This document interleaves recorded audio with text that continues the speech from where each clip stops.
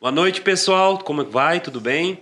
Estamos mais um episódio do Mamíferos Podcast. Hoje com a ilustre presença de um cidadão que foi meu professor nos primórdios aí da minha graduação de veterinária.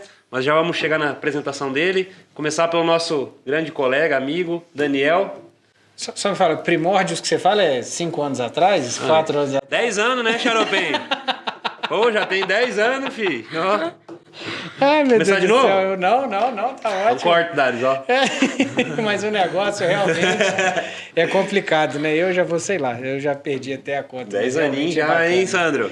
Já, mas e aí, pessoal, tudo bem com vocês? Que bom estar aqui com vocês em mais esse episódio. E vamos ver porque agora trazemos notícias do Sul para vocês. Estamos também com a nossa colega Gabriela, que é a nossa supervisora dos técnicos de campo. Boa noite, Gabriela. Boa noite, pessoal. Muito bom estar aqui mais uma vez, ao lado do Daniel, do Sandro, do Caio. Prazer imenso estar aqui. Hoje eu quero apresentar um convidado especial, foi meu professor na graduação, trabalha com vaca, hoje é meu colega, né, Sandro, de profissão. Conheço há mais de 10 anos, aí se for buscar mesmo. Sandro Xaropem Machado. Boa noite, Sandro. Peço que você se apresente. Boa noite a todos. Boa noite, Caio. Boa noite, Daniel. Boa noite, Gabriela. Meu nome é Sandro Xaropem Machado, eu sou médico veterinário, trabalho hoje com consultoria e treinamentos na área da atividade leiteira. Sou do Rio Grande do Sul, sou gaúcho lá do Sul, lá perto da fronteira com o Uruguai, mas hoje resido em Chapecó e atendo propriedades leiteiras aí em diferentes regiões do Brasil. E é um prazer enorme aí participar do Mamíferos, porque eu tenho muito prazer em falar de vaca. Eu tenho tanto prazer que há 4 anos eu tenho uma live nos domingos às 8h30 da manhã, sem faltar nenhum. O nome da live se chama Vamos Falar de Vaca. Então, é um prazer enorme aqui falar da atividade leiteira. Muito obrigado, me sinto muito honrado pelo convite. Obrigado. E me conta uma coisa aqui, Sandro. Essa live vai na sua conta do Instagram, é no YouTube? Onde é que ela funciona? Ela é no Instagram, né? O Xaropem, @xaropem.sandro. Domingo, 8h30 da manhã. Esse domingo que passou casualmente foi de noite, porque eu estava tendo um curso no domingo de manhã, daí eu fiz de noite. Mas sempre é 8h30 da manhã, porque qual foi a ideia das 8h30 da manhã, né? A maioria dos produtores já terminou a ordenha e ainda não foi para a missa. Então, eu peguei esse horário que eu digo, não, e já fazem 4 anos. Eu estou tentando fazer as contas ali, somar tudo. Eu imagino que já deram mais de 300 horas de live. Um dia o Mamíferos Podcast vai chegar lá, quando a gente ficar grande, nós vamos chegar nessa posição também. Mas aí, pessoal, você que viu, @xaropem.sandro, não é isso? Darius vai deixar aqui para vocês, aqui escrito embaixo, para vocês poderem seguir lá. Então, domingo, todos os domingos, às 8h30 da manhã, tem live para você. Vamos falar de vaca. Tranquilo. Pode ir? Pode? Ou eu começo? Não, eu posso falar aqui sem problema nenhum. Eu achei muito bacana, a gente sempre fica aqui... Eu já vou começar a te elogiar, Sandra, por causa do título. E eu nem te conheço, porque você... Assim, ó... Pelo tanto que o Caio já te elogiou, para falar a verdade para você, não sei nem mais o que eu vou falar. Mas a verdade é que o título eu achei muito bacana e a gente sempre pensa nisso. Qual que é o título bacana que a gente vai poder usar para chamar as pessoas? E o título Sabotadores de Produção, eu não consigo imaginar um título melhor do que esse. E por que desse título? De onde que surgiu isso?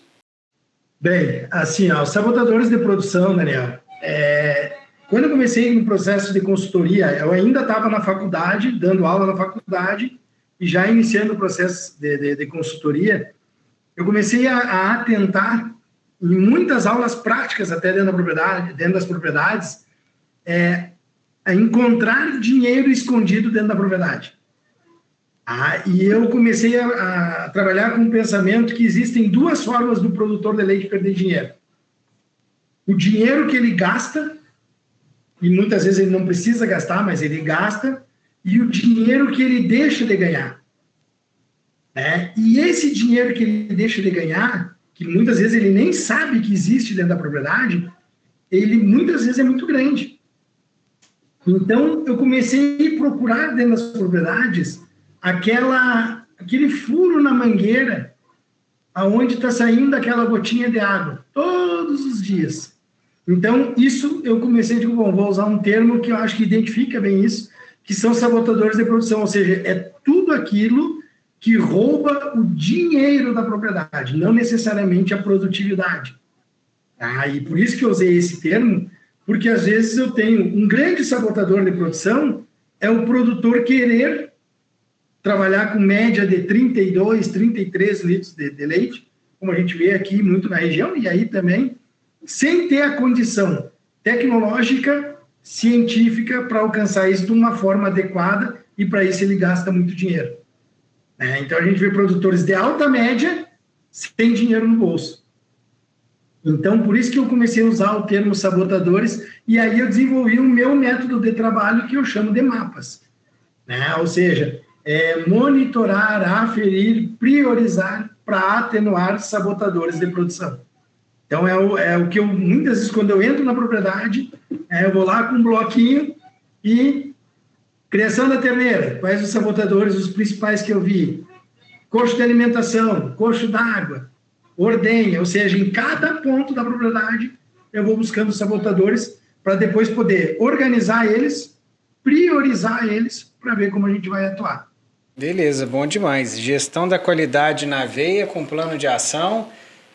Vicente Falcone respirando. Eu consigo sentir o Vicente Falcone.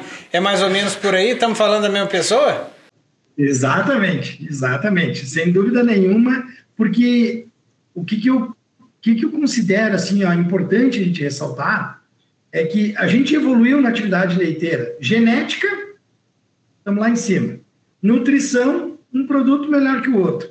Medicação, hoje eu estava em treinamento com empresas, um produto melhor que o outro. Tudo evoluiu. E a gestão fica onde?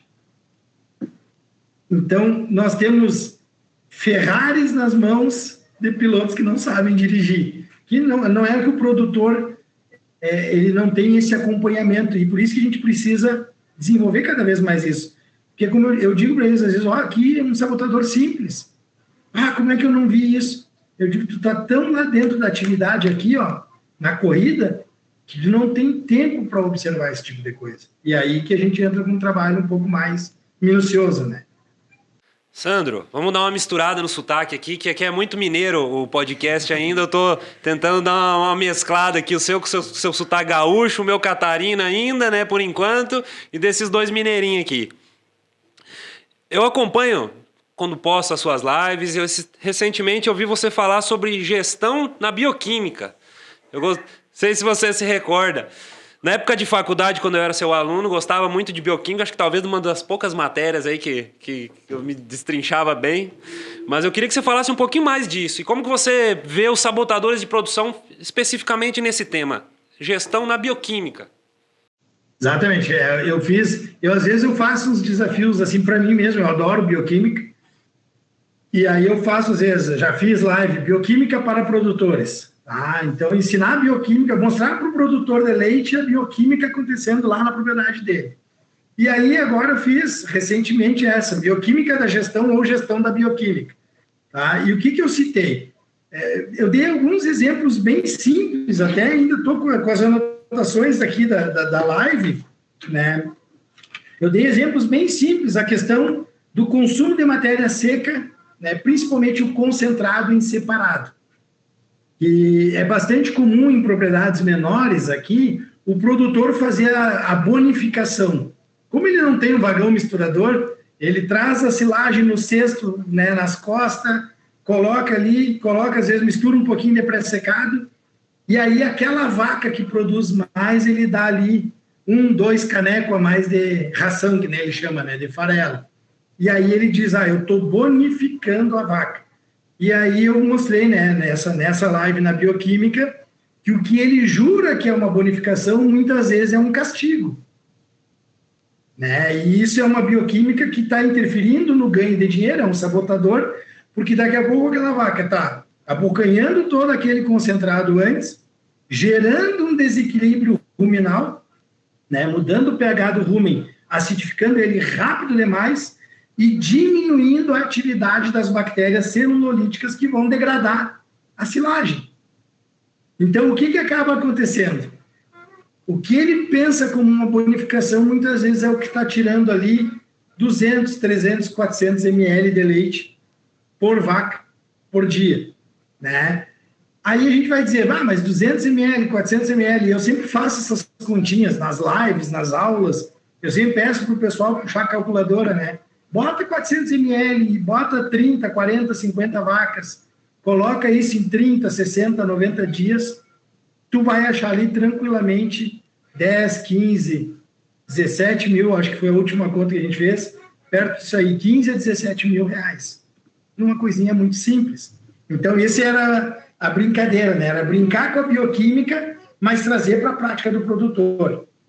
Isso é uma coisa que durante o período da faculdade eu tentei desenvolver o máximo, que é simplificar a forma de explicar as coisas. Então, por isso que, às vezes, eu faço essa brincadeira. Falei ali, outro exemplo da bioquímica e da gestão, né? A aproximação de comida em relação aos confinamentos, né? Tu mostrar para o produtor quanto tu pode ganhar em aproximar a comida mais vezes, né? E isso é um processo de gestão utilizando a bioquímica como ferramenta. Que bacana, mas assim, deixa eu te fazer uma pergunta polêmica nesse sentido. Já vou começar com o pé na porta já. É aquela ideia do livro e a realidade, né? Eu dei assistência 6 anos da minha vida e eu sempre ficava nessa, né? Lógico, a gente precisa da ração junto do volumoso para diminuir a acidez e tudo mais, acabar com a variação de pH de uma forma drástica, né? Que é o que acontece nesse sabotador bioquímico. Mas, ao mesmo tempo, principalmente para produtores de menor produção, né? Produtor aí de 10, 15, acho que até 18, 20 litros aí, eu arriscaria dizer que, dependendo da quantidade de vaca, o manejo fica muito mais facilitado. Você perde de um lado, mas ganha de outro, né? O manejo fica muito mais facilitado a partir do momento que eu faço uma dieta base e eu só bonifico, igual os termos que você usou, né? No coxo, aquele animal que merece um pouco mais, como uma forma de eu não ter que dividir 3 vacas nesse lote, 10 vacas no outro e no outro. Então, assim, já entrando com o pé na porta nesse sentido, qual que é a sua opinião? Não, é muito boa. Realmente, assim, a questão é boa, Daniel, porque eu parto muito desse princípio, tá? Que eu acho que é o que tu está trazendo, que a gente tem que tentar fazer o melhor possível dentro da atividade. Mas o ser humano, ele tem que ser observado também. Ele não pode ser, tu vai virar um escravo, tu vai ter que fazer e pronto. Então, dentro das propriedades, eu explico esse manejo. Eu tenho um tabletzinho, deixa eu pegar aqui, eu já levo ele, né, como um quadro para eu poder, muitas vezes, desenhar, vou ali, desenho nele, rabisco, para o produtor poder entender. E aí vem a primeira pergunta. Temos condições de fazer alguma coisa diferente ou vai ter que ser nesse formato? Vai ter que ser nesse formato, eu não vou conseguir fazer. Ok, vamos trabalhar assim. A gente aceita essa perda, mas o que eu sempre espero é que o produtor tenha consciência que ele está tendo uma perda, mesmo que pequena. Tá? Não, eu aceito fazer alguma coisa, mas não pode ser. Divisão em lotes, de uma propriedade com meia dúzia de vaca, com 15 vacas, 20 vacas, eu acho bastante complicado. Eu acho que a estrutura da propriedade muitas vezes vai acabar castigando muito o produtor. Tá? A própria bonificação, esse canequinho a mais, eu aceito, mas às vezes eu recomendo a eles, se tu conseguir, não é uma obrigação, né? Mas tu largar o canequinho ali, pegar o garfo e dar só uma virada na comida, uma que seja, para pelo menos ela não abocanhar tudo de uma vez só, já melhorou. Então, é de acordo com o que a propriedade pode. Agora, 2 dias atrás, nós estávamos fazendo uma reunião com uma propriedade aqui do meio do Rio Grande do Sul, e eu digo, nós temos 2 possibilidades. Uma possibilidade é dividir lotes, outra é trabalhar do outro formato. A escolha é de vocês. Aí depois eles me mandaram mensagem, nós não vamos dividir lote. Ok, vamos trabalhar então num outro formato, entendendo que nós vamos, né? Porque eu também concordo, Daniel, assim, a gente não pode, eu acho que não cabe mais dentro da atividade nós trazermos coisas que penalizam demais o produtor. porque ele já é penalizado, né? A atividade leiteira, por natural, ela é uma atividade pesada. Então, claro que a gente tem que buscar o máximo da condição possível de produção, mas tem que ter um cuidado com as pessoas, porque senão daqui a pouco não suporta por muito tempo, né? Então, é complicado, sem sombra de dúvida, né? Mas às vezes eu digo para eles, ó, se tu der um tombinho na comida ali, largou e pegou um garfo e só deu uma virada, não é que vai ser bom, mas é menos pior do que era antes. Então, às vezes a gente consegue ir coordenando assim, mas eu concordo, eu vejo muita gente, às vezes, querendo fazer o perfeito, né? E para fazer o perfeito, nós temos que penalizar muita gente, e isso eu não partilho muito dessa ideia, não. O primeiro passo é justamente a gestão de pessoas, né? Sem ela não dá para trabalhar. Sem dúvida. Assim, Gabriela, eu tive uma como é que se diz, um contato agora, 2 semanas atrás, né, a gente estava conversando e eu tenho uma propriedade que eu atendo, que todos os funcionários, na verdade, só um casal que não, mas os ordenhadores, por exemplo, todos eles são cubanos, né? E aí nós resolvemos fazer dentro da propriedade, na hora do pagamento, né, vinha individual, cada um deles recebia o salário, sentava ali e a gente conversava um pouco. O que tu está achando da fazenda? O que tu está achando de trabalhar aqui? E, claro, essa era uma pergunta dos proprietários da fazenda. Mas aí, quando estava encerrando, eu dizia, me diz uma coisa, como é que está a tua vida e quem está em Cuba? Né? E aí tu via histórias absurdas, né? Da pessoa contar que, olha, minha mãe, 87 anos, conversei com ela ontem e faz 2 dias que ela teve uma refeição só, sabe? Então, a gente precisa gerenciar isso dentro da propriedade. E aí, um dos gestores, né, o mais jovem, que a gente está trabalhando para ele se tornar o principal gestor da propriedade, e eles, o dia que eu passei por ela, eu dei um oi, e ela me deu um oi mais ou menos, e eu já achei que ela estava querendo ir embora. Quer dizer, a mulher com todas, imagina, tem a mãe, tem 2 netos, sabe? Estão tudo lá, porque eles conseguiram vir, mas o resto da família fica.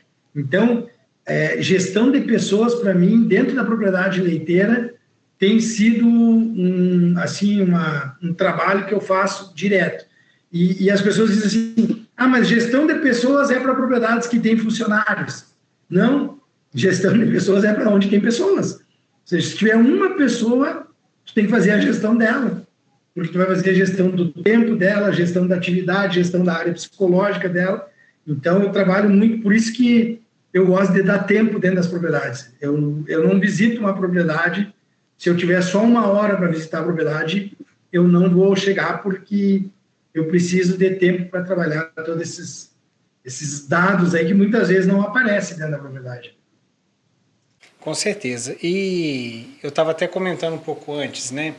Essa questão que está acontecendo agora no Brasil, de gente vindo de fora, acaba que é novo para a gente, né?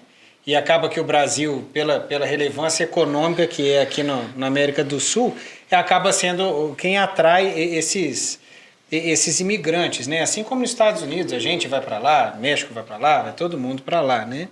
E eu percebo que cada país traz consigo nos seus imigrantes culturas diferentes, e essas culturas diferentes deixa a gestão de pessoas cada vez mais desafiadora, né?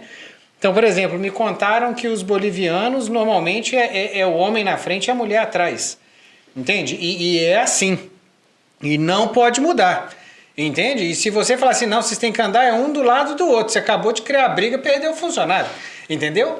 Então, você saber lidar com essas novas culturas e saber como é que você utiliza isso ao seu favor, não como manipulação, mas como gestão de pessoas, eu acho que é um negócio crucial, e a gente vai ter que cada vez mais dentro das fazendas entender mais como é que isso funciona, porque é diferente, é muito diferente, né? assim, para não falar que é só os outros, né? Eu nunca trabalhei fora do Brasil, mas todo mundo fala que uma das características mais desejadas em contratar um brasileiro, além de que trabalha muito, é a capacidade de improviso e criatividade para resolver problema, né? Tem muito lugar que não consegue ter esse negócio assim do improviso. Não, faz assim que vai dar certo. Ao passo que também a gente tem um jeitinho brasileiro que pode trazer o outro lado, né? Então vem sempre uma balança que pende para os dois lados. Isso eu acho interessante, mas deixa isso cada vez mais desafiador mesmo, né? Sem dúvida. Assim, o desafio é enorme. Vamos pegar um exemplo aqui nessa mesa, né? Tem aqui 2 mineiros, um catarino e um gaúcho, né? Vocês estão com um catarinense aí do lado, que a cultura para cá é completamente diferente. Eu estava em Minas há 20 dias atrás. Cultura completamente diferente, forma de falar, modelo de alimentação. Por exemplo, assim, eu entrei na casa, eu estava numa fazenda em Minas, e toda vez que eu entrei na casa, eu tirei o sapato. E o pessoal, não precisa tirar. Cara, lá em Santa Catarina, pelo menos no oeste, a gente não entra na casa com o sapato. As alemoas te batem se você entrar com o sapato, né? As alemoas te batem, né, se você entrar com o sapato. Tá louco, aquelas casas perfeitamente limpas, né?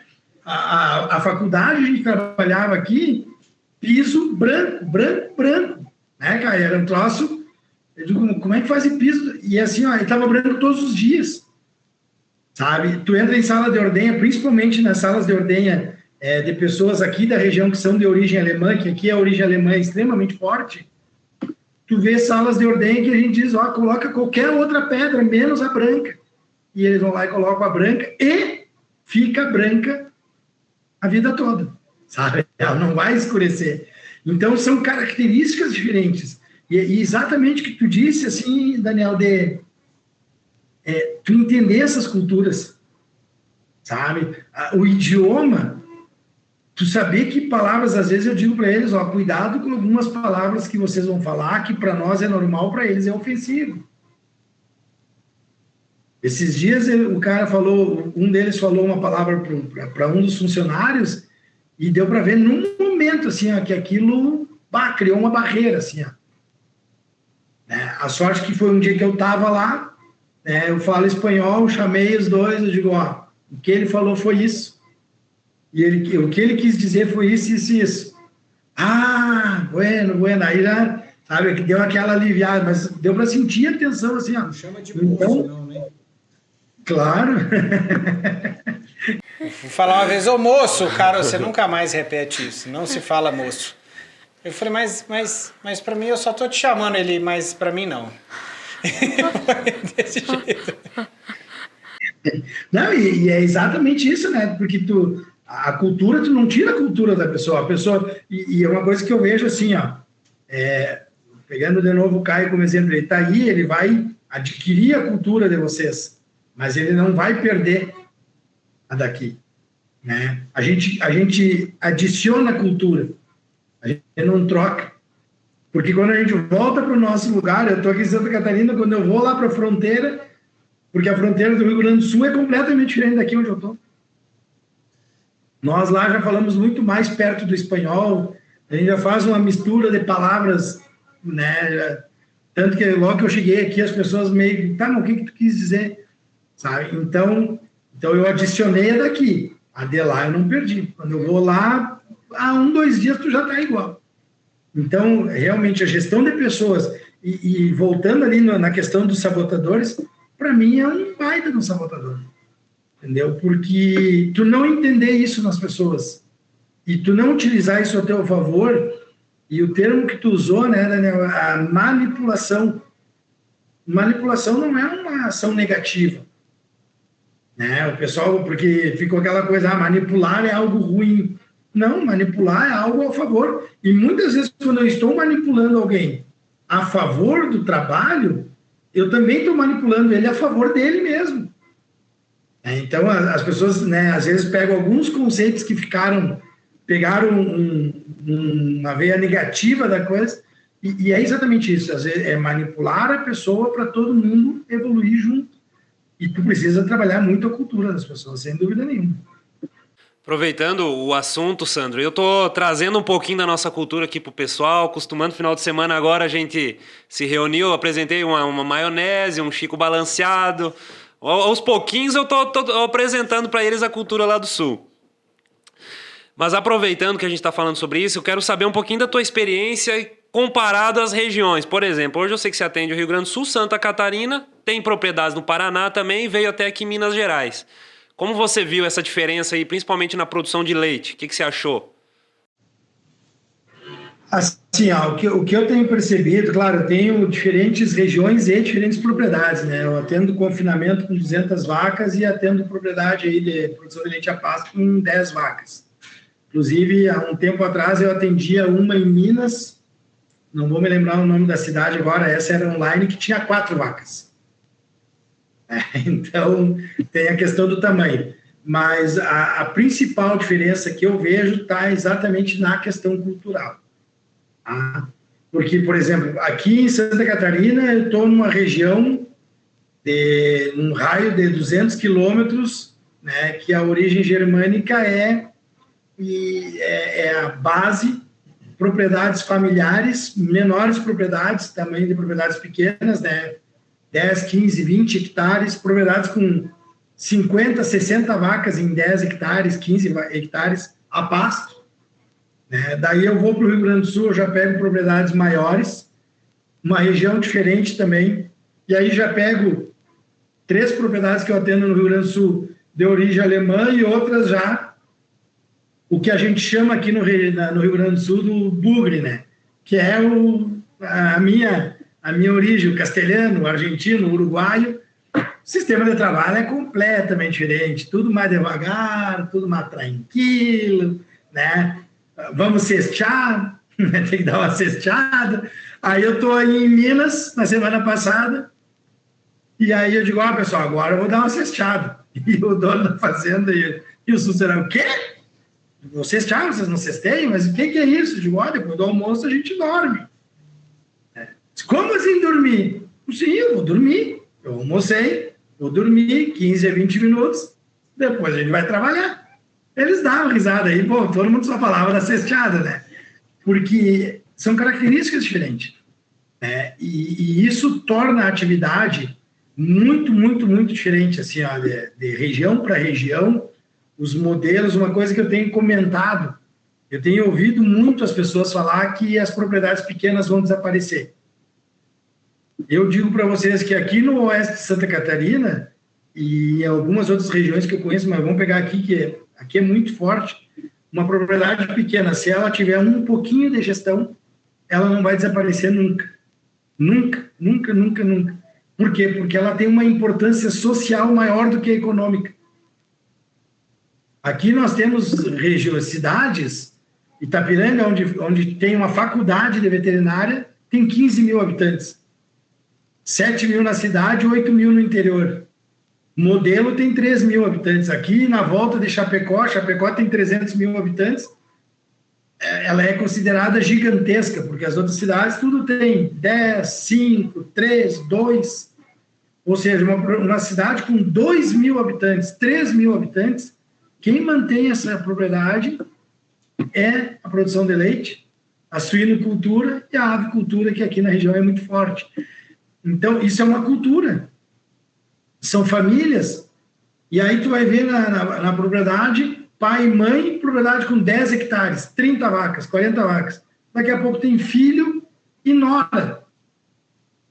E todos eles estão dentro da mesma propriedade, com as mesmas 30 vacas, e vocês vão chegar lá, casas que muitas vezes a gente não encontra na cidade, está no interior. Sabe? Então, a questão cultural de cada região, a diferença de alimentos, né? Nós aqui para baixo temos produção de pastos que às vezes aí para cima vocês têm dificuldade, mas em contrapartida, todos os, em tese, subprodutos que são utilizados hoje na nutrição de vacas, aí para cima é muito mais fácil que para cá. Então, hoje, acrescenta aí 30%, 40% no custo, porque nós utilizamos muitos dos alimentos que estão aí, mas chegam para nós aqui muito caros. Né? Outra questão que interfere bastante, apesar de estar ficando cada vez mais parecido, é a questão do clima.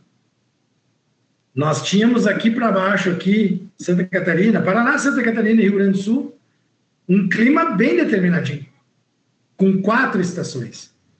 Então, nós não tínhamos seca e chuva. Nós tínhamos ali o verão, terminava o verão, começava o outono. Quando o William Bonner, antes o Cid Moreira, né, dizia: amanhã começa o inverno, amanhã já caía para 2 graus de temperatura e o frio vinha, inverno e verão. Agora já está começando a mudar, a gente já tem uma confusão de clima aqui e a gente já está começando a ter período seco bastante grande, que a gente não tinha antes. Tinha seca, mas não era nada muito grande. Então, o clima também tem uma mudança, mas antes a gente tinha essas diferenças bem marcantes aí. E tem que manter o clima e ficar de olho nele para não virar um sabotador também de produção, né? Pode falar. Aqui, Daniel, o calor, por exemplo, o pessoal do centro do país, né? Sudeste, centro-oeste, norte, nordeste, o pessoal imagina, quem não conhece aqui a região, imagina que a gente é perto dos esquimós, assim, né? Tá sempre de casaco. E o pessoal diz, não, lá para o sul é frio. Só que é frio no inverno. O nosso verão aqui é terrível. Hoje aqui em Chapecó, hoje nós estamos perto dos 30 graus. Entendeu? A temperatura aqui, ela é demais para vaca. Sim. E olha como é importante a característica. Faz um dia inteiro de 30 graus. E aí nós temos aqui para cá, né, bastante confinamento, bastante compost, bastante frio. Aí o que acontece? 10 horas da noite, o que o nosso produtor faz? Desliga os ventiladores. Capaz que nosso produtor aqui vai ficar com o ventilador ligado de noite que nem tem sol. E ele ainda diz, mas tá fresquinho, né? E aí a vaca sente calor. Então o calor aqui para nós, né, é muito forte. Né? Algumas regiões mudam, Serra Gaúcha, Serra Catarinense, aí é um pouquinho mais ameno. A minha cidade lá em Caçapava, que é sul do Rio Grande do Sul, é uma serrinha também, então é um pouquinho mais fresquinho.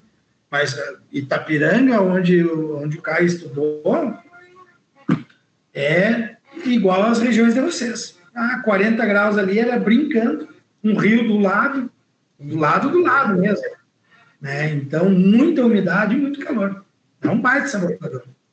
Você que está gostando desse episódio, é lógico que você vai ter que curtir esse vídeo com certeza absoluta e ativar o sininho aí para você ter notificação de todos os vídeos que a gente tem aqui segunda-feira, 7 horas, religiosamente. Assim como o Sandro fez, a gente também não falhou nenhuma semana. Toda semana a gente tem um conteúdo novo para você. Então lembra disso, vai lá, segue a gente no Instagram também, Mamíferos Podcast, Companhia do Leite, JP Agro, do nosso grande amigo aqui, Leandro Avelar. Inclusive, vai lá no JP Agro, que é um baita de um marketplace para você ver vários produtos que estão lá, que inclusive você consegue parcelar coisas imparceláveis, tipo trator. Ele parcela trator para você também, e eu acho isso maravilhoso. E ó, vai estar escrito aqui embaixo, hein? @xaropem.sandro para você seguir o nosso convidado aqui, porque 8h30 da manhã, quase todos os domingos, tirando o passado, você tem live lá sem problema nenhum para você aprender um pouco mais. E eu trago aqui para vocês também, para vocês não esquecerem, trazendo de diferença de um lugar para o outro, trazendo sobre os sabotadores de produção, a gente tem que falar, na verdade, dos incrementadores de produção e incrementadores de dinheiro. E para isso a gente pode certificar a sua fazenda para leite A2 e assim você conseguir vender o seu leite mais caro do que você está vendendo hoje, só pelo fato dele ser A2. Lógico, você precisa de um laticínio parceiro para isso, então a gente sabe exatamente como fazer os projetos para o laticínio, o projeto para a fazenda, e a gente tem parceria para trazer produtos novos para o seu laticínio que trazem leite A2 junto com isso. Fechado? Eu vou voltar aqui, ó, só para terminar, Sandro, essa parte de falar dos sabotadores de clima. Eu lembro, a família do meu pai tem uma propriedade que produz leite. Meu pai é veterinário também, trabalha com leite. E um dia ele chegou em casa muito bravo. Mas bravo, bravo mesmo. E tal. Eu falei, que isso, pai? Por que você tá desse jeito? Ele, você não vai acreditar no que aconteceu. Eu falei, o quê? O fulano de tal, chamava Chiquito. O Chiquito veio falar comigo que esse ano a seca pegou ele de surpresa.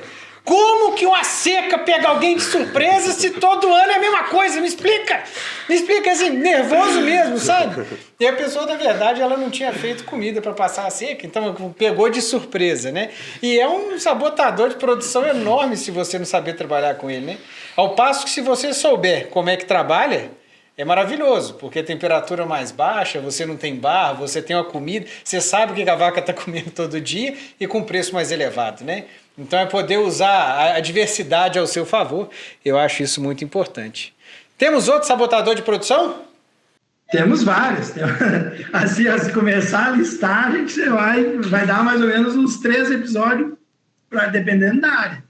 Porque uma das coisas que eu digo, Daniel, assim, ó, até eu uso muito esse termo, a gente não pode ser pego de surpresa por aquilo que não é mais surpresa. Eu já usei várias vezes esse termo. Tá? E a gente sempre diz, o preço do leite sobe e baixa todo ano.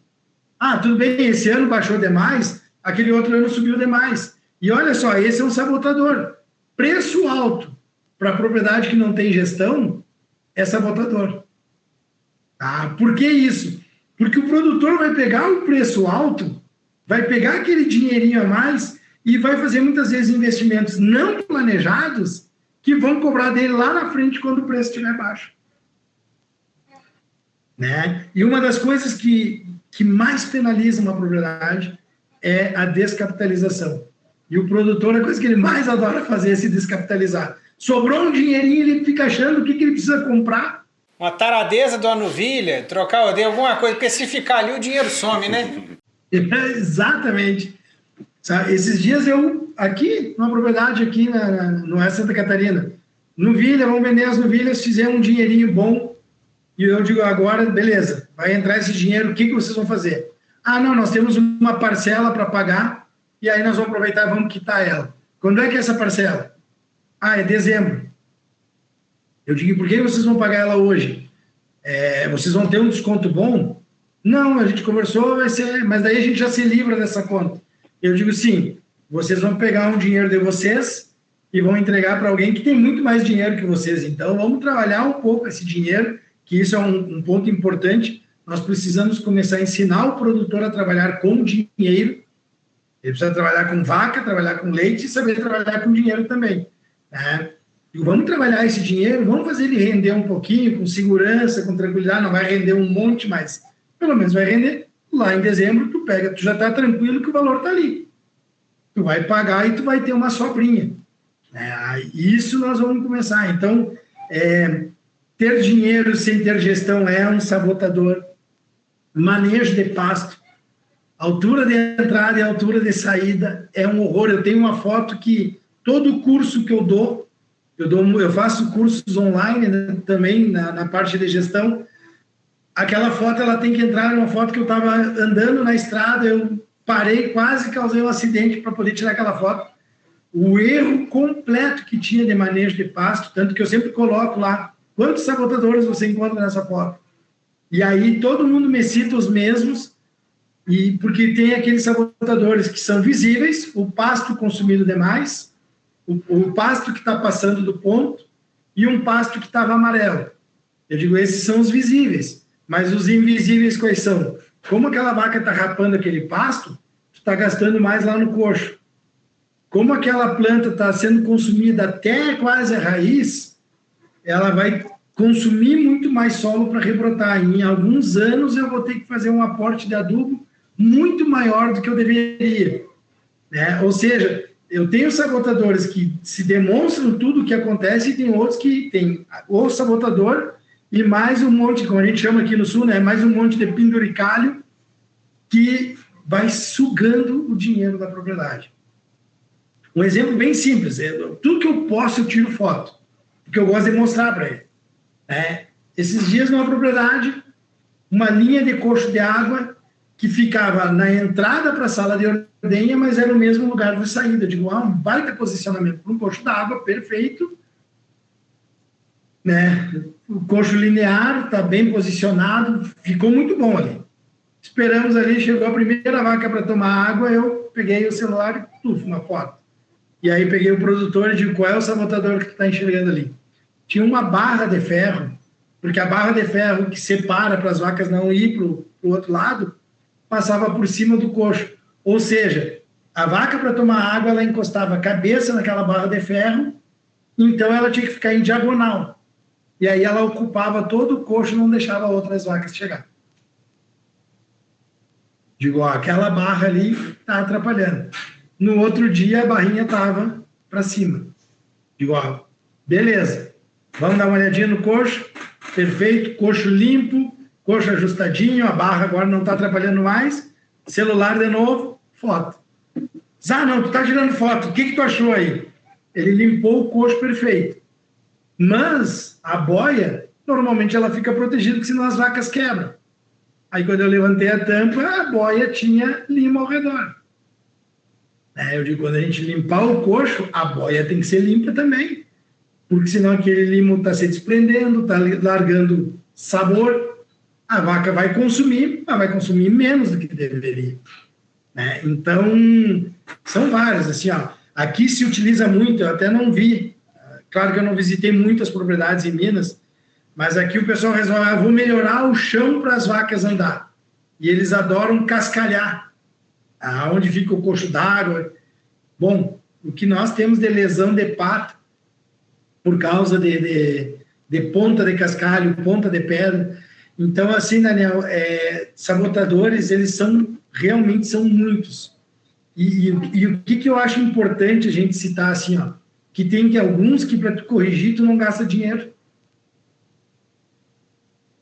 E se a gente for pensar, a maioria, até esses dias, uma pessoa que vê as lives, ela comentou assim, tu falou 3, 4 coisas hoje na live, que depois eu fui lá buscar as vacas e eu enxerguei todas elas e eu fiquei bravo comigo, porque como é que eu nunca tinha visto, e uma pessoa que nunca veio aqui na minha casa, parecia que estava dizendo o que estava acontecendo ali, porque é o normal acontecer. É um corredor mal feito para as vacas caminharem, né? Cerca elétrica, às vezes, muito apertada, como eu já encontrei aqui, as vacas não andam, a gente tem que bater nas vacas para... Aí chegou ali a cerca elétrica quase encostando na vaca, um corredorzinho muito estreito, a vaca quase que tendo que andar de lado, assim, para poder cruzar, né? Eu digo, cara, tu quer que elas... botamos 20 centímetros para cada lado. As vaquinhas...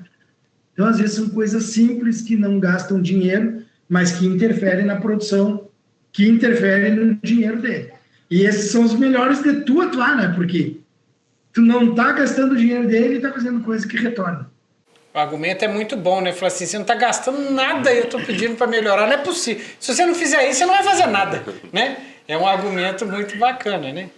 Ô, Sandro, eu até queria entender assim, um pouco da forma que você trabalha em relação a elencar esses sabotadores de produção dentro de uma propriedade, porque numa primeira visita você deve achar mais de 100, dependendo da fazenda. E a gente sabe que os problemas dentro de uma fazenda de leite, eles são iguais em vários setores e em várias propriedades, né? Tinha um professor que falava que o que é raro é raríssimo, o que é comum é comuníssimo. E aí eu queria entender, assim, quando você chega numa fazenda, você enxerga esses sabotadores de produção e qual que é o ponto, qual que é o primeiro passo? Você vai mais pelo que dá mais retorno para o produtor ou você parte mais do que é mais fácil de resolver e que não vai gastar tanto dinheiro assim? Como é que você trabalha? Beleza. Assim, Gabriela, que eu faço muito. Primeira coisa, né, fazer aquela visita geral, e na visita geral a gente já vai meio que, a partir de um breve checklist, a gente já vai fazer, porque tem coisas que a gente já sabe que a gente vai encontrar. Né? A gente se surpreende quando não encontra um sabotador, aquele que a gente já sabe. Né? Então, um problema na criação das terneiras, né, das bezerras. Aqui no sul a gente chama de... Rio Grande do Sul a gente chama de terneira, atravessou o Rio Uruguai de Santa Catarina para cima, as bezerras. Né? Criação de bezerra a gente vai achar alguma coisa. Na alimentação a gente vai... Então eu faço uma listagem desses sabotadores. Tá? Eu tento separar eles por setores. E aí o que acontece? Num primeiro trabalho de escritório, né, um trabalho aqui onde eu estou, eu gosto de criar uma hierarquia desses sabotadores. E a hierarquia eu levo mais ou menos 3 pontos, né? Normalmente eu levo 3 pontos em questão. Custa dinheiro ou não custa dinheiro? Impacta demais e não impacta demais? É fácil ou é difícil de corrigir? Tá? Então eu coloco eles nessas ordens, por qual motivo? Às vezes uma coisa é fácil de corrigir, não custa dinheiro e a resposta dele impacta bastante. Então esse eu vou rapidinho, porque eu também preciso trazer o produtor para o meu lado, né, e ele entender assim, a pessoa esteve aqui, com uma mudança que ele fez, eu já tive um resultado. Porque vai ter mudança que ele vai ter resultado que ele não vai perceber. Porque às vezes a mudança é reduzir em 20 dias o tempo de reprodução das vacas, as vacas emprenharem pós-parto. Tá? Isso é uma coisa que muitas vezes ele não percebe. Reduzir o número de inseminações, isso ele só vai perceber a hora que ele parar e trabalhar com esse dado e ver que a gente tinha tantas inseminações por vaca e agora a gente baixou, e às vezes são coisas extremamente simples. E a questão que eu acho que a gente conversou ali no início, né, Daniel, tudo isso tem que estar envolvido o produtor. Então eu tenho que ter condições que ele façam as coisas. Então, até a gente comentou antes, conversei com o Caio antes, o que eu já estava falando, né? Como eu fui professor 22 anos, a coisa que eu mais gosto de fazer é ensinar.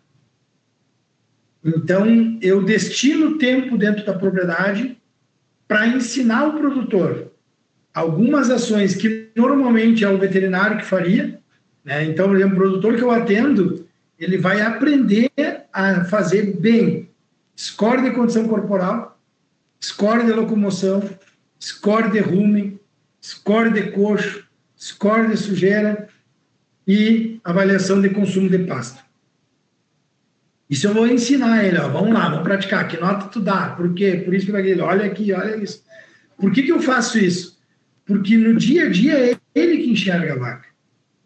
E tem propriedade que tudo bem, eu vou uma vez por semana, essa propriedade que eu vou sair, essa madrugada eu vou numa propriedade, essa eu vou toda semana ali, é 200 quilômetros daqui, toda semana eu tô lá. Agora, tem propriedade que eu vou uma vez por mês. Então, é muito tempo e muita coisa aconteceu dentro da propriedade para esperar 30 dias. Então, eu ensino ele para que ele possa, às vezes, me mandar uma mensagem, eu estou com vaca aqui que está chegando do pasto de manhã cedo com score de 2 de rumen. E eu digo, beleza, então como é que está o pasto lá? O pasto baixou demais. Então, o teu piquete ficou pequeno, sabe? Então, às vezes, os sabotadores, eu coloco eles em uma linha de importância e aí as soluções tá em cima do impacto, da facilidade, né? E custa ou não custa dinheiro. Eu preciso, né? Para solucionar um problema, eu vou precisar ter um trator novo. Tudo bem, assim, tem empresa aí que está parcelando, né? Fica tranquilo. Mas custa muito dinheiro. Então, vamos organizar outras coisas para buscar, às vezes, o passo a mais. Então, eu preciso listar, organizar, priorizar, para depois eu ver qual que eu vou agir. Por isso que eu uso, né, essa sigla MAPAS, que é monitorar. Monitorar, ver aonde tem sabotador, aferir, né? Medir, às vezes, o efeito daquele sabotador em cima da produção, priorizar, colocar eles nessa hierarquia de importância, para atenuar os sabotadores de produção. Aí eu vou agir em cima desses sabotadores. Sandro, eu vou te fazer uma pergunta que é até pessoal, minha. Ai, meu Deus. Pessoal. Mas o que te fez deixar casado, de... solteiro? Não, isso aí não. Deixar você fazer essa pergunta na sequência. O que te fez sair da sala de aula aí de alunos, mesmo da aula para o pessoal da graduação e começar a ser professor de produtor, de profissionais já da área, que te fez sair da sala de aula, te incentivou aí para esse segmento? Legal. Primeiro, assim, né, para o pessoal entender, foram 23 anos de docência, 11 anos de coordenação de curso, né? Isso impacta qualquer ser humano, tá? Em julho agora, desse ano, eu vou fechar 30 anos de formado em medicina veterinária, né? Então já tenho uma boa estrada aí. Mas vários fatores, Caio, vários fatores me fizeram eu sair. Um deles, eu acho ruim de falar até, mas eu acho que tem que ser falado, a baixa vontade das pessoas, principalmente dos jovens, de aprender aquilo que precisa ser aprendido. Tá? É triste a gente falar isso, mas eu, dentro da faculdade, eu não senti mais aquela vontade de entrar em sala de aula. Tanto que durante muitos anos eu dizia, eu gostaria de sair da coordenação, mas nunca gostaria de sair da sala de aula. E no último ano, antes de eu sair, um dia alguém me perguntou assim, tu ainda tem aquela coisa de querer ficar na sala de aula? Eu digo, não tenho mais. E, por exemplo, ontem e hoje eu fui dar treinamento numa empresa, dando aula por 22 anos, 23, mestrado, aula de doutorado e não sei o quê, e eu saí de casa nervoso. Treinamento pronto, tudo, né? Caio me conhece. Se eu tiver um slide, eu vou falar 1 hora, 2 horas. Se eu precisar falar 4 com o mesmo slide, eu vou falar. Às vezes nem fazia slide, eu desenho e vou falando. Mas sabe que eu saí nervoso, e depois que eu comecei, e depois eu pensei assim, cara, esse era um nervosismo que eu não sentia mais antes, sabe? E aí eu sento do lado de um produtor, às vezes embaixo de uma árvore, puxo aqui o meu tablet e começo a rabiscar, mostro uma foto, mostro um vídeo para ele, e aí quando ele me olha e me diz assim, o produtor esse de Minas, que eu estava aí agora, esses dias, por que nunca ninguém me explicou isso? Eu estou inseminando vaca e eu mostrei para ele um problema que ele tinha ali, e eu estou perdendo a inseminação aqui e nunca ninguém me mostrou esse tipo de coisa, sabe? Então, porque o professor, de forma geral, e o universitário não foge disso, ganha pouco. O maior salário do professor é te ver aí, quando eu encontro ex-alunos meus, colegas atuais, agora, amanhã eu vou encontrar mais colegas que foram meus alunos. Então, isso é um salário para mim. Esse é o meu salário para o resto da vida. Toda vez que eu encontro uma pessoa que foi meu aluno, e que eu posso dizer que foi meu aluno, né, e que chegou num ambiente bom, num lugar bom, está trabalhando bem, isso é um salário. Agora, eu estou lá, salário mesmo, ganhando pouco, e com pessoas que muitas vezes viraram de costas para ti, porque estão só esperando terminar a aula, para terminar o semestre, para terminar o ano, para terminar o curso, receber o título e depois ver o que vai fazer. E isso me penalizou nos últimos 4 anos, mais ou menos, que foi quando eu comecei a mudar um pouco a visão da faculdade, para mim. Que eu comecei a ter a visão que as empresas deveriam estar dentro das faculdades. Eu tinha a visão do acadêmico, a visão antiga do acadêmico. Empresa não tem que estar aqui dentro, empresa não, aqui é faculdade. Nos 4 anos, olha, antes da pandemia, quando eu vim para o Chapecó, 2017, 2018, eu digo, cara, a empresa tem que estar aqui dentro, porque esse aluno que está aqui, daqui a pouco ele vai estar dentro da empresa. E nós temos que trazer a empresa aqui para dentro, porque a gente sabe ensinar uma cirurgia, a gente sabe ensinar um medicamento, mas a gente não sabe ensinar um atendimento. A gente não sabe, né? Hoje eu estava dizendo para os alunos, para os colaboradores ali da empresa, cara, a parte técnica de vocês hoje importa menos do que a capacidade interpessoal de lidar, né? Sem dúvida nenhuma.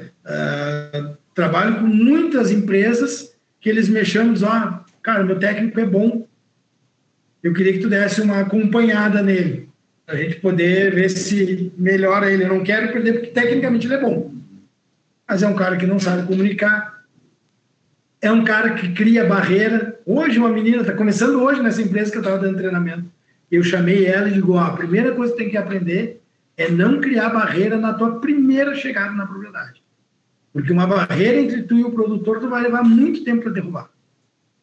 Agora, uma comunicação que te deixa aberta essa chegada ali, essa tu não perde mais. Só se tu fizer uma coisa muito errada. Tá? Então, e eu comecei a ver o seguinte, cara, tem um aluno que está precisando de mim, que é o produtor. Esse aluno está precisando.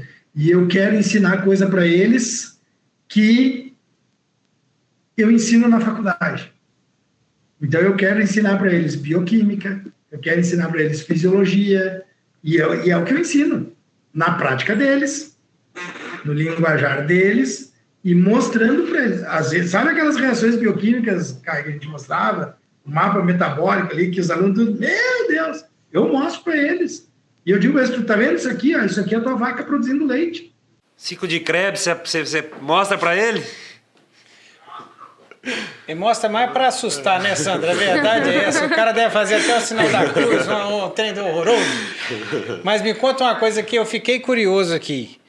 Qual que foi o sabotador de produção da inseminação artificial do produtor? Que você criou um clima aqui. Eu já estou aqui curioso para saber aonde que esse produtor está errando. Não, o que aconteceu assim, ó. Eu disse para ele trabalha numa região, né? Ele trabalha em Divisa Nova. E é uma região que ele, até por ser um produtor pequeno, produtor de leite a pasto, né? Agora, nós apresentamos para ele um milheto, né? Ele disse para mim, professor, o senhor me causou um problema. Eu digo, qual foi? Eu acho que minhas vacas não vão querer comer outra coisa, porque depois que provaram esse pasto aqui, nós não temos mais. E aí, então, ele tem uma assistência técnica complicada, demorada né? E como ele é um produtor pequenininho, demora um pouco mais, então às vezes ele acaba não tendo uma boa informação e ele começou a ter inseminação de vaca e toda a parte reprodutiva dele chegava lá, ultrassom, a vaca está liberada. Inseminava, não emprenhava. Ultrassom, 30 dias depois, vaca liberada, inseminava, não emprenhava. Eram 4 vacas, 2 já tinham 4 inseminações e as outras 2 tinham 3. Aí eu digo, tô indo para Minas, eu tinha uma atividade em São Paulo, daí eu aproveito e dou uma passada lá. Faço um desvio aí de uns 300 quilômetros, né, e passo lá. Digo, vaginoscópio, vamos conseguir um vaginoscópio que eu quero só te mostrar uma coisa. Tá? Levei, mostrei para ele, eu digo, a vaca pronta para inseminar, e casualmente nos dias que eu estava lá, elas estavam em cio, correndo um muco. O que ele via? Muco claro, estou a 2, 3 metros de distância, a vaca no pasto, um muco claro. Colocamos ali vaginoscopia, uma coisa que boa parte dos veterinários nem sabe mais o que é, né? Porque é só ultrassom. Vaginoscopia, mostrei para ele, eu digo, primeiro, a cérvix da tua vaca está vermelho, tudo rosa, tudo numa coloração, e o cérvix da tua vaca está vermelha, olha lá. E agora vamos coletar aquele muco para te ver uma coisa como vai ter estria de pus. E não deu outra. Eram pequenininhas, mas aparecia bem. Eu digo, ou seja, tu tem um animal alterado que pode ser até que ela emprenhe, mas a chance é menor. Agora, se tu faz isso na primeira inseminação, daí eu comentei com ele, eu digo, vou te contar algo extremamente antigo nos dias atuais. Mas em 1994, quando eu fiz estágio, lá na fronteira com o Uruguai, numa colônia de alemão, a vaca paria e o produtor ligava para a veterinária.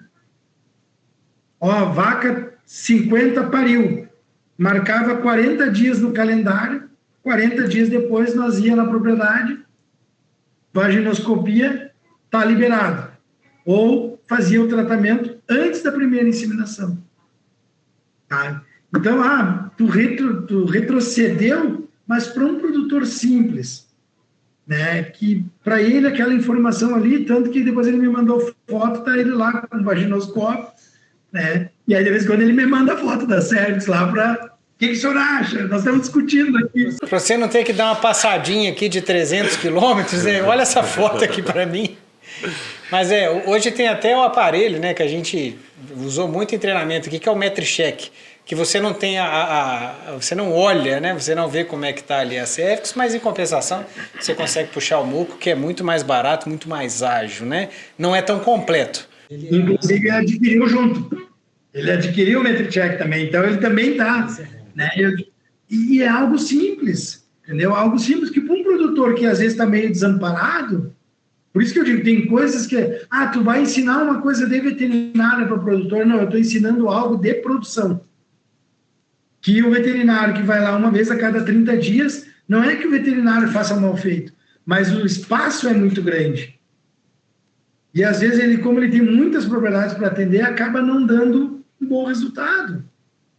Então, é por isso que eu digo, eu saí da faculdade para ensinar um aluno que eu acho que está precisando de mais. Porque o nosso produtor de leite talvez seja um dos únicos produtores de algum produto do agro que ele não conhece o seu produto. Ele não sabe como o leite é formado. Ele não sabe nem direito a composição do leite. Então, se tu pegar o produtor de café, ele sabe os grãos, o aroma, o não sei o quê, ele sabe tudo do café. O produtor de leite, não. Então, por isso que eu digo, agora a minha sala de aula... né? E quando eu trabalho o pessoal da área comercial, eu trabalho visando o produtor. Eu digo, eu quero que vocês vendam. Hoje trabalhei muito isso no treinamento aqui. Eu quero que vocês vendam, eu quero que vocês vendam muito. Mas eu quero que vocês façam vendas boas. Porque isso vai fazer uma venda, uma fidelização de venda para vocês e vocês realmente vão ajudar o produtor. É uma venda além da comissão, né? É de fato uma venda que traz benefício para quem está, né? Então a sua sala de aula agora, então, é o campo? É o campo. Embaixo de uma árvore, na volta das vacas. Se vocês olharem no meu Instagram, não é um Instagram pessoal, né? Eu não botei o nome da empresa, eu botei o meu nome, mas foto de família deve ter lá em 2016 para trás, o resto é vaca, e pasto, é coxo, porque eu levo o produtor lá, diz, vamos soltar as vacas no pasto? Vamos. Então vamos junto. Eu quero que tu vá lá porque eu quero te mostrar o que a vaca vai fazer. E às vezes eu vou lá, mostro um vídeo, um vídeo antiguíssimo que tem aí da vaca pastando num experimento que ela passa, Ela passa saltando os lugares. Isso, exatamente. E aí quando ela chega no pasto ruim, depois que ela chega no pasto bom, eu mostro o vídeo para eles e digo, agora vamos lá ver o que as vacas estão fazendo. Qual parte do vídeo as tuas vacas estão imitando. Aí eu chego lá no pasto com eles e eu digo, antes de falar qualquer coisa, teu pasto tá bom ou tá ruim? Quando eles não me conhecem ainda, não, meu pasto tá bom, tá isso, tá aquilo. Os que já me conhecem sabem o que eu falo, daí eles ficam assim, eu acho que tá bom, mas talvez tu vai dizer que não tá bom. Eu digo, não sou eu que vou dizer, quem vai dizer é a tua vaca. Tá bom ou tá ruim? Não, tá bom. Então agora vamos ver o que a tua vaca fala. Digo, olha, o que tu vai olhar para tua vaca quando ela estiver pastando? Vou olhar a boca. Eu digo, não, olha para as mãos dela. As mãos dela vão te dizer mais do que a própria boca. Porque se ela começar a trocar a mão uma para a outra rapidamente, ela está caminhando. E se ela está caminhando é porque ela está tentando buscar um lugar que tem um pasto bom. Se ela entrar no pasto bom, ela vai parar. E aí ela vai fazer aquela roçadeira ali, na diagonal ali direitinho e vai botar uma mão para frente. Espicha o pescoço, bota a outra mão para frente. Então eu mostro isso para eles com calma, eu mostro, digo, é isso que vocês têm que olhar. Então quando vocês trouxerem as vacas de vocês, não tenha pressa de voltar, larga a vaca ali e fica, vira e mexe, eu estou recebendo um videozinho de vaca pastando. E essa aqui, tá bem? E esse rumo? Esse aprendeu. Mas vale muito a pena. Sandro, estamos há mais de 1 hora conversando sobre vaca, não é? E o que você mais gosta de fazer, nós aqui gostamos muito também. Eu queria saber se tem mais alguma coisa que você gostaria de falar antes da gente fazer o fechamento geral com a turma. Eu acho extremamente interessante, Daniel, assim, a gente falar que, fechando em cima dos sabotadores de produção, os produtores de leite entender que tem muito dinheiro escondido dentro da propriedade. Não é pouco. Não é pouco. Cada continha que eu faço aí em cada treinamento, com os produtores principalmente, é fácil a gente chegar em propriedades aí de 10, 15, 20 hectares, a gente achar 50, 80, 100, 120 mil reais assim no ano, né? E aí eu digo para eles, ó, soma 30 daqui, 20 dali, 60 dali, quando vê tu está em 120, eu digo, agora pega esse 120, divide por 14. Deu 10 mil e pouco. Eu digo, tá aí, ó, são 10 mil e pouco por mês. Aí eu faço por gosto, e aí repito, às vezes, divide por 14, né? E forço para ver se ele me pergunta, né? Até que daqui a pouco ele me pergunta, tá, mas por que dividir por 14? Porque aí tu vai ter o dinheiro de férias e 13º, né? Ou seja, tu vai fazer uma coisa que vocês dizem que não existe para o produtor de leite, mas vocês podem fazer. E vocês podem fazer isso só com dinheiro que está escondido, né? Então, que o produtor de leite, em qualquer região do país, que ele esteja atento a isso, e sem dúvida nenhuma, ele vai ter mais chance de buscar esses sabotadores com uma boa consultoria.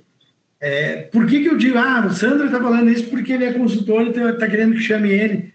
É porque o consultor consegue chegar lá com outros olhos porque ele não está no olho do furacão. Então, às vezes, ele consegue olhar de fora e dizer, tem coisas aí que a gente consegue. Então, que o produtor busque ajuda.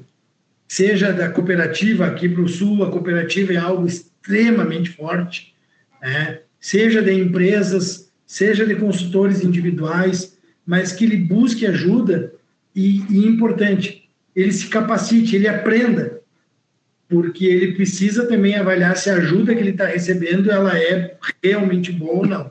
Porque, infelizmente, né, Daniel, Caio, Gabriela, infelizmente também a gente tem muita gente aí fazendo coisas bem ruins e aparecendo né? Então, a gente precisa, e por isso que eu parti para o lado das redes sociais também, porque eu parti do princípio que divulgando coisas boas, a gente tira um pouco de espaço de coisas mal feitas, de gambiarras que são feitas que muitas vezes não vão ajudar.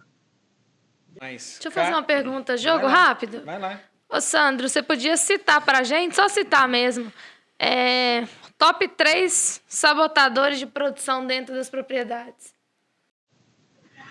Posso sim. Medo, dor e fome. Aí ele acabou de responder rápido para você perguntar o porquê.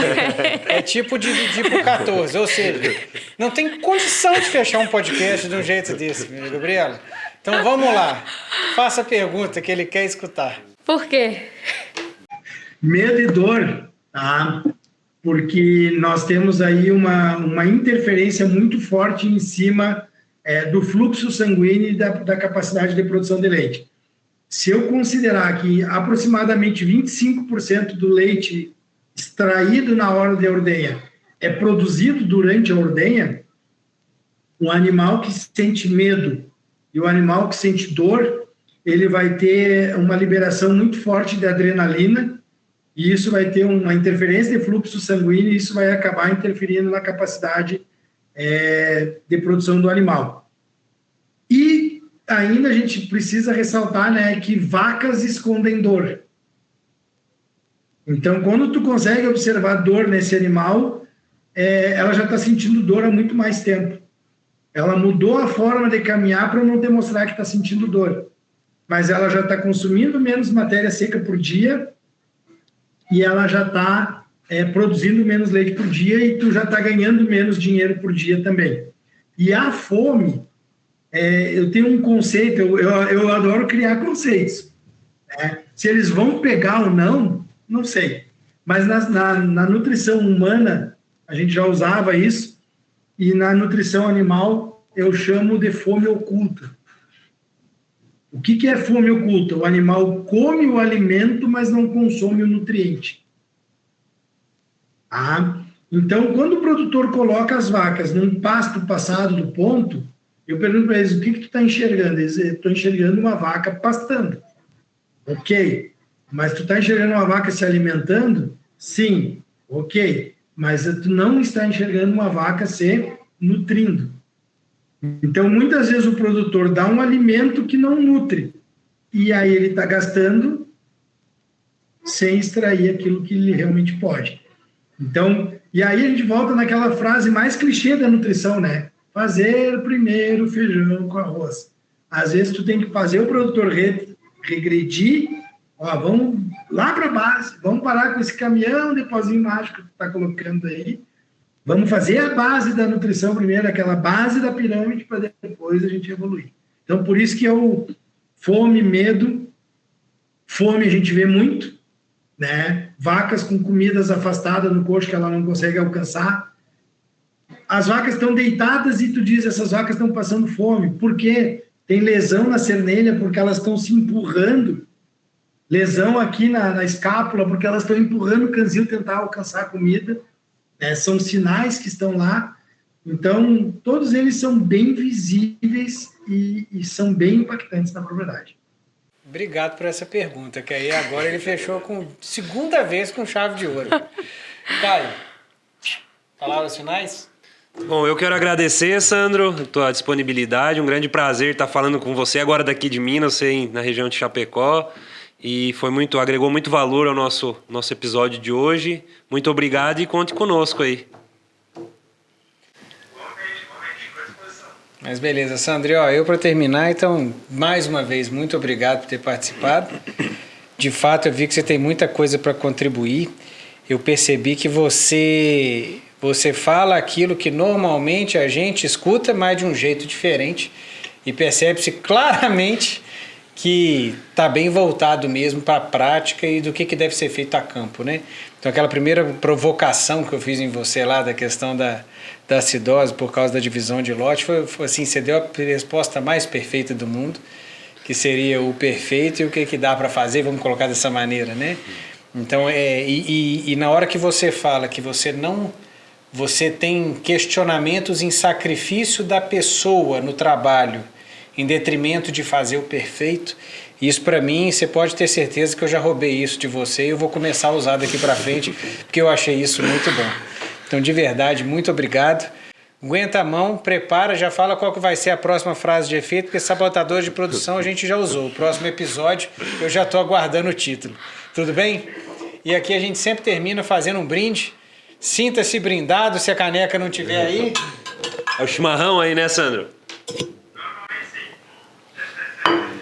E é isso aí, pessoal. Como vocês já sabem, segunda-feira que vem tem mais. Obrigado por ter assistido a gente. Um abraço.